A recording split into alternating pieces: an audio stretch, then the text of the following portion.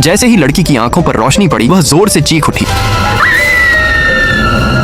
आवाज सुनते ही निक बदहवास होकर ऊपर भागी। कमरे में पहुंचते ही उसने देखा कि दोनों बच्चे बिस्तर के नीचे कांप रहे हैं और तभी उसकी नजर खिड़कियों पर पड़ी तो वह सन्न रह गई। घर के सारे पर्दे गायब थे। हे भगवान, उसने घबराकर अपने कपड़े उतारे और बच्चों को ढक दिया। फिर जल्दी से दोनों भाई बहन को दूसरे कमरे में ले गई, लेकिन वहाँ भी हालात वही थे। पूरे घर में एक भी पर्दा नहीं बचा था। मजबूरी में निक ने एक ब्लैक बोर्ड उठाया और खिड़की के सामने खड़ा कर दिया ताकि किसी तरह रोशनी रोकी जा सके। बच्चों के डरे हुए चेहरे देखकर उसके मन में शक पक्का हो गया कि ये सब नौकरानियों की हरकत है। वह गुस्से में हाउसकीपर की गूंगी बेटी के पास पहुंची, उसका हाथ कसकर पकड़ लिया और चिल्लाते हुए बोली, सच बताओ ये सब किसने किया है? तुम्हें पता है यहाँ क्या हो रहा है? लड़की बोल नहीं सकती थी तो निक ने उसे लिखकर बताने को कहा। उसी पल हाउसकीपर अचानक आ गई और निक की पूछताछ के बीच में दखल देने लगी। निक और भड़क गई। उसने गुस्से में पूछा, क्या तुम मेरे बच्चों को मारना चाहती हो? लेकिन हाउसकीपर बिल्कुल शांत रही और बोली कि बच्चे पूरी तरह ठीक है। यह सुनकर निक का गुस्सा और बढ़ गया। उसे लगा कि नौकर घर पर कब्जा करना चाहते हैं, इसलिए उसने हाउसकीपर से चाबियां मांगी और सबको तुरंत घर से निकाल दिया। अभी के अभी बाहर निकलो। बाहर जाते समय हाउसकीपर ने थके हुए लहजे में कहा, मुझे लगता है अब मेरी सहनशक्ति खत्म हो चुकी है, बहुत हो गया ये सब। अंदर लौटकर निक पूरी तरह पागल हो गई। वह हर कमरे, हर अलमारी और हर कोने में पर्दे ढूंढने लगी, लेकिन रात होने तक उसे कुछ भी नहीं मिला। नीचे बेटी ने ऊपर का सारा हंगामा सुना और मान लिया कि माँ फिर से अपना आपा खो बैठी है। वह चुपचाप अपने छोटे भाई का हाथ पकड़कर